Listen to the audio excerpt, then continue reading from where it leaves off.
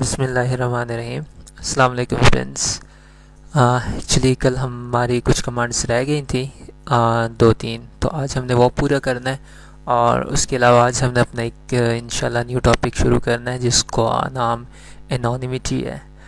Anonymity मतलब कि अपने आप को आपने सिक्योर करना, आपकी आइडेंटिटी जो है वो हाइड करनी है।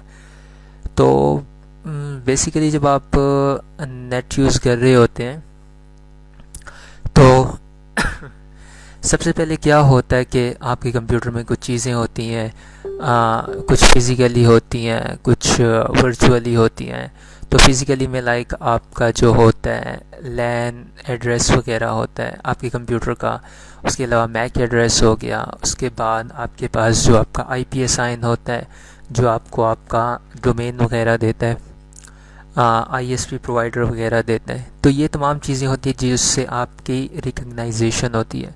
तो इन चीज़ों को हम देखेंगे। तो फ़िलहाल हम जो है अपनी कमांड्स को, कल जो हमने कमांड्स रह गई थी वो पूरी करनी है।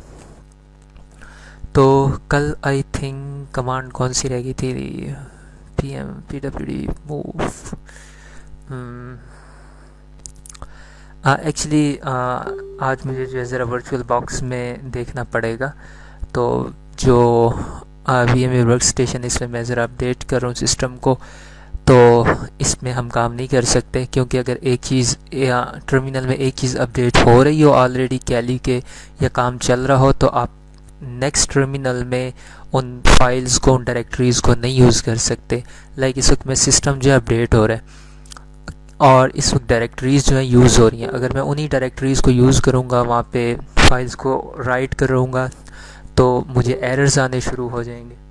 क्योंकि इस वक्त जो है मेरे पास लाइक मैं आपको दिखाता हूँ,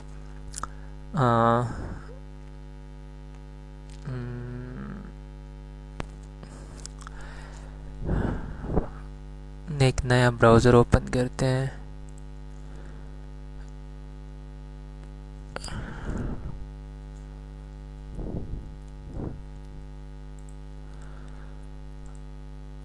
एक्चुअली इसमें अभी नया ब्राउज़र नहीं ओपन होगा।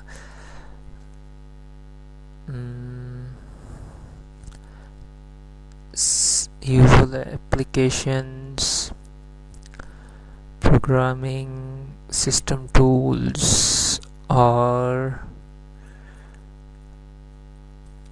ये एक्चुअली में ऐसे हुआ था कि मैंने कुछ फाइल्स जो है अपडेट की थी और उसके बाद जो है ना जो मेरा ऑपरेटिंग सिस्टम है वो डैमेज हो गया है। तो मैं अभी उसको रिपेयर कर रहा हूँ तकरीबन 1-2 घंटे इसको लगेंगे। तो मैं अब आपको एक चीज़ मैंने दिखानी है, लेकिन वो मुझे मिल जाए। अनयूजुअल एप्लीकेशन, सिस्टम टूल्स, और उसके बाद टू टर्मिनल। ये देखें। अब मैं अगर करता हूँ इसको apt-get इंस्टॉल tor। अच्छा, अब ठीक है, ये इंस्टॉल कर रहा है। ये इसलिए इंस्टॉल कर रहा है क्योंकि इसमें मेरे जो क्या लिए इसमें ये प्रॉब्लम आ गई कि वो मैंने पहले जितना भी काम किया था वो आई थिंक वो तमाम इसने ख़त्म कर दिया। ये देखिए, अब मैं इस टर्मिनल को जो पहले वाला टर्मिनल था उसने ख़त्म कर दिया, लेकिन अगर वो चल रहा होता तो ये यहाँ पे एरर आ चुका होता कि आप जो है ना इसको इस्तेमाल नहीं कर सकते। ठीक है, बेसिकली ये तौर ब्राउज़र है जो हम एनोनिमिटी के लिए इस्तेमाल करते हैं। तो कमांड होती है apt-get इंस्टॉल तौर। मैं आपको वर्चुअल बॉक्स में जो है ये तमाम चीज़ें दिखाता हूँ, वहाँ पे आपको क्लियर समझ आएंगी क्योंकि वहाँ पे स्क्रीन ठीक नहीं है। अच्छा, सबसे पहले हमने ये देखना है कि हमारी एक कमांड थी, कल मैं आपको दिखा रहा था कि आपने chmod कमांड इस्तेमाल करनी थी। chmod हमारे पास कमांड होती है ताकि हम अपनी जो फाइल की परमिशंस होती हैं उनको चेंज कर सकें, उनको एग्जीक्यूटेबल बना सकें। तो देखें, हम एक फ़ाइल बनाते हैं। ls, यहाँ पे कोई कमांड नहीं पड़ी, मैं एक फ़ाइल बनाता हूँ। echo this is a file for today, और उसके बाद मैं इसको कह रहा हूँ कि इसमें को रख दो टेस्ट में ls। ls, ये देखें टेस्ट फाइल बन गई है, ठीक है। यहाँ पे ऊपर कहीं भी टेस्ट फाइल नहीं है। तो अगर मैंने इसको पढ़ना हो तो मैं कहूँगा कैट टेस्ट, तो ये देखिए इसमें फ़ाइल है। अच्छा, अब मैंने इसको क्या करनी है, एग्जीक्यूटेबल बनाना है। तो मैं इसको क्या करूँगा, मूव test और उसके बाद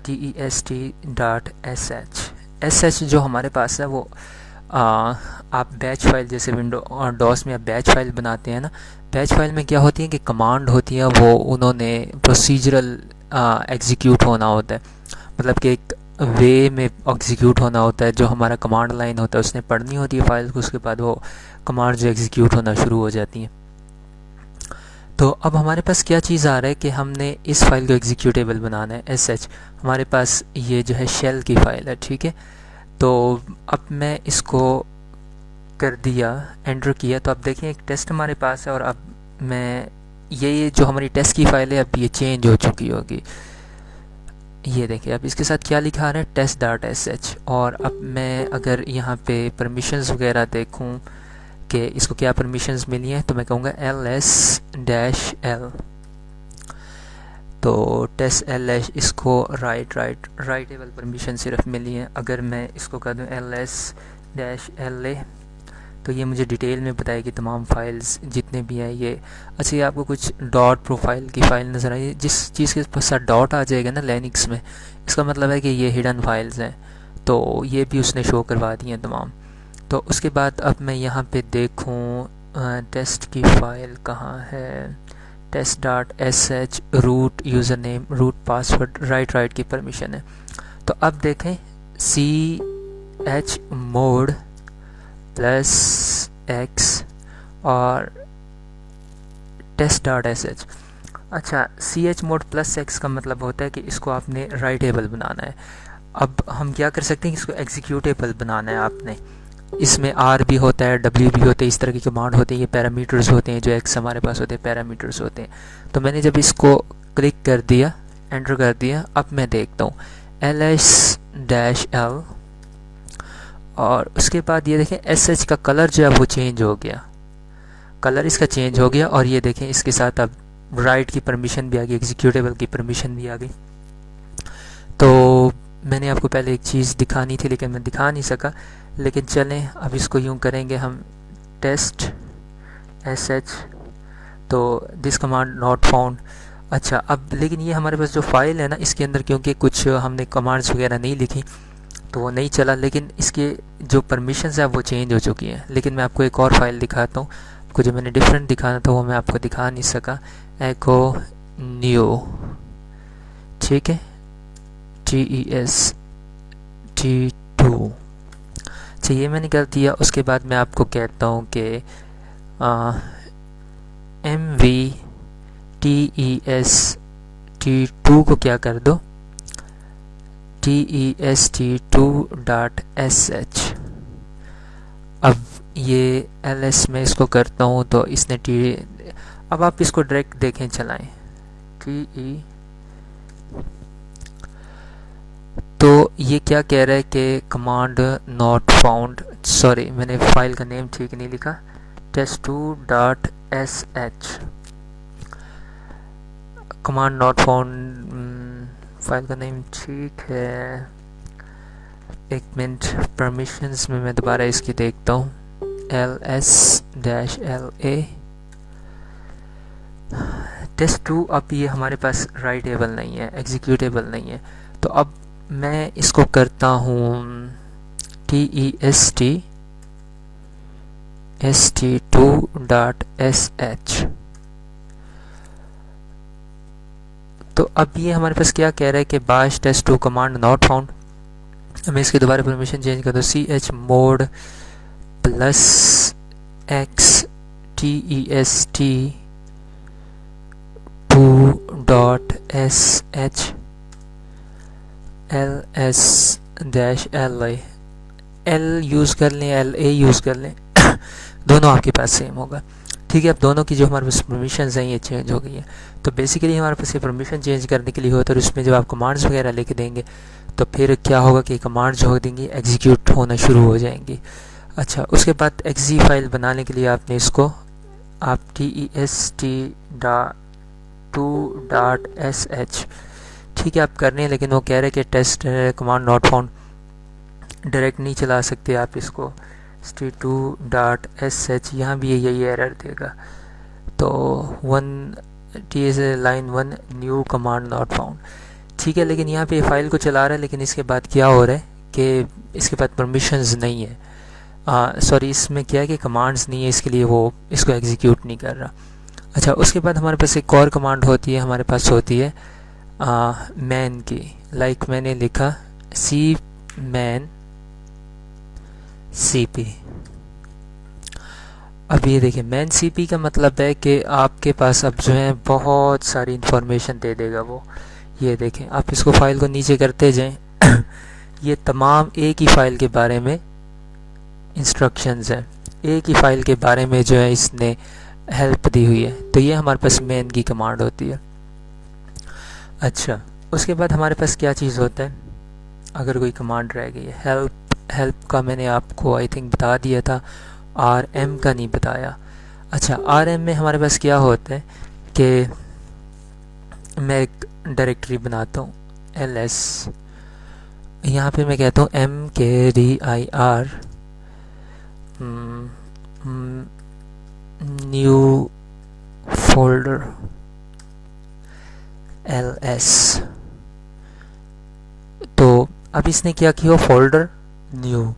अब आप इसमें जो है ना, अगर स्पेस देना हो तो आप नहीं दे सकते, आपने बैक स्लैश लगाना होता है, उसके बाद एक बैक स्लैश लगाना होता है। तो मैं अच्छा हुआ कि मैंने स्पेस दे दी, तो ये भी बता दी कि ये देखिए अब इसको वो डिफरेंट फाइल्स ले रहा है, वो कह रहा है न्यू और फाइल है और फोल्डर और फाइल है। तो आपने अगर एक ही फोल्डर की तरफ स्पेस देनी होती तो फिर आपने बैक स्लैश लगाना होता है। तो अब मैं कहता हूँ mkdir न्यू फोल्डर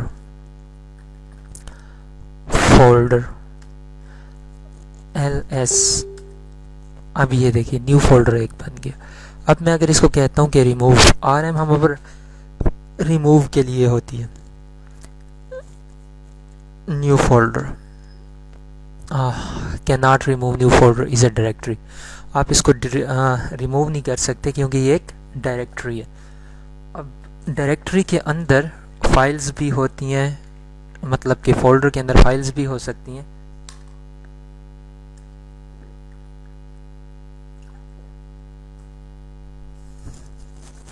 तो हम इसको rm -help करें तो मैं आपको एक चीज़ दिखाता हूँ। रिकर्सिव का मतलब इसके अंदर की तमाम चीज़ें डिलीट कर दो, डैश यहाँ पे f भी होगा, फोर्सली डिलीट कर दो। अगर आपने डायरेक्ट rf कर दिया या उसके अलावा rm के साथ rf कर दिया, अगर इकट्ठा कर दिया तो फिर क्या होगा कि आपके पास आपकी जो तमाम चीज़ें होंगी वो डिलीट हो जाएंगी। तो फिलहाल हमें जो है ना एक चीज़ रिमूव करनी, तो हम कहेंगे rm-r न्यू फोल्डर। ठीक है, अब अगर हम देखते हैं तो हमारे पास क्या होगा कि न्यू फोल्डर नहीं है। देखिए फोल्डर और न्यू पड़ा है लेकिन न्यू फोल्डर नहीं है। इसी तरह ही आपने rm करके टेस्ट अगर आप करें तो वो क्या कहेगा कि आप जो है ना टेस्ट को डिलीट नहीं कर सकेंगे क्योंकि ऐसी कोई डायरेक्टरी है ही नहीं। तो आप करें rm-test.sh ls करें तो आपके पास टेस्ट की फ़ाइल नहीं होगी लेकिन test2 की फ़ाइल पड़ी हुई है। अच्छा, उसके बाद आपके पास मैंने बता दिया, हेल्प बता दिया। हेल्प किस लिए होती है कि कोई भी मैं cp-help, तो ये अब मुझे थोड़ी हेल्प मिल रही है, ठीक है। लेकिन अगर यही मैंने मैन लिखा होता तो फिर क्या होता, फिर आप देखें मैन grep ग्रेप के बारे में मुझे हेल्प चाहिए। तो line 1 press h for help और q फॉर क्विट, आपने q दबा दें। अब ये देखें ये इतनी सारी मुझे हेल्प मिल रही है। मैन की कमांड जब मैंने टाइप की, सिर्फ एक कमांड के बारे में हेल्प है, ये तमाम कमांड्स के बारे में हेल्प नहीं है, ठीक है। तो मैं इसको क्यू कर देता हूँ ताकि क्विट हो जाए।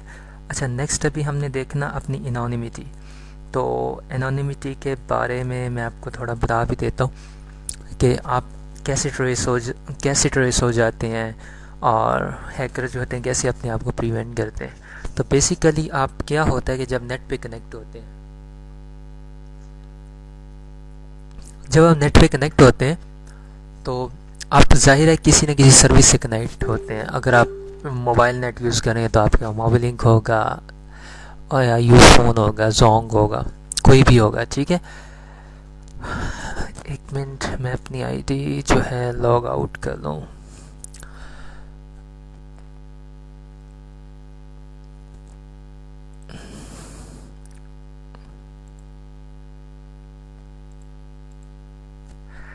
अच्छा, तो अब क्या होता है कि जब भी आप कनेक्ट होते हैं, आपका कंप्यूटर जो है कनेक्ट होता है, ये कैसे कनेक्ट हो जाता है, कौन आपको आईपी देता है। बेसिकली लाइक आप पीडीसीएल का नेट यूज़ कर रहे हैं, तो अब आपके पास डीएसएल कनेक्ट हो जाता है आपके पास, या डीएसएलआर कनेक्ट हो जाता है। तो अब आप अपने राउटर से कनेक्ट होते हैं। जब राउटर से कनेक्ट होते हैं तो आपके राउटर के अंदर प्राइमरी डीएनएस होता है, दो डीएनएस एड्रेसेस होते हैं, डोमेन नेम सिस्टम के एड्रेसेस होते हैं। ये दो एड्रेसेस होंगे। फिर ये दो एड्रेसेस क्या करेंगे, ये आपको आईपी प्रोवाइड करेंगे। लेकिन ये दो एड्रेसेस किसके होंगे, किसी न किसी कंप्यूटर के होंगे, किसी एरिया में पड़ेगा। लाइक अगर मैं लाहौर से हूँ तो मुझे लाहौर का आईपी एड्रेसेस मिल जाएगा। अगर मैं इस्लामाबाद का हूँ तो मुझे इस्लामाबाद का मिल जाएगा रीजन के मुताबिक, मतलब जो सर्वर मुझे करीब पड़ेगा उसका मुझे आईपी एड्रेस मिल जाएगा। तो लास्ट डेज़ मैंने ऐसी एप्लीकेशन एक बनाई थी कि मतलब एक यूज़र की लोकेशन ट्रेस करने के लिए, मैं आपको इंशाल्लाह कल दिखाऊंगा या परसों। तो उसमें फिर क्या होता है कि आपके पास जो वो लोकेशन होती है वो एग्जैक्ट नहीं मिलती। क्योंकि आपको वो प्राइमरी डीएनएस की जो लोकेशन होती है वो मिल रही होती है। बहुत सारे यूज़र अगर अपनी लोकेशन चेक करें तो उनको इस्लामाबाद शो होगा या लाहौर शो होगा, इवन वो वहाँ पे होंगे नहीं। वो इसलिए कि उनका जो डीएनएस सर्वर है वो वहाँ पे पड़ा होता है।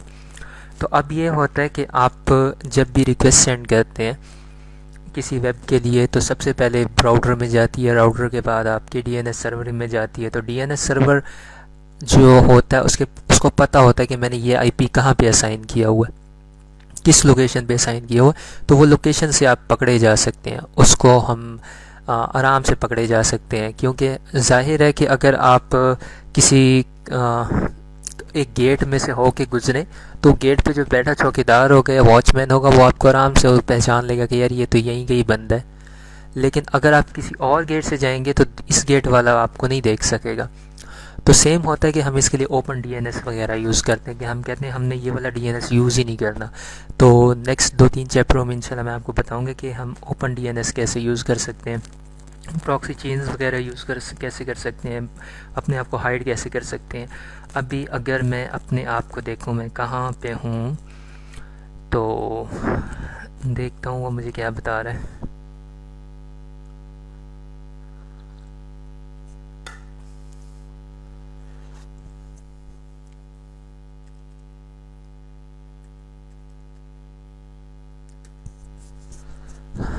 देखते हैं क्या बताता है मुझे मेरा डीएनएस। तो इसके लिए काफ़ी सारी साइट्स हैं। मैं देखूं मैं कनेक्ट भी हूँ नेट से या नहीं। कनेक्ट हूँ तो इतना देर क्यों ले रहा है।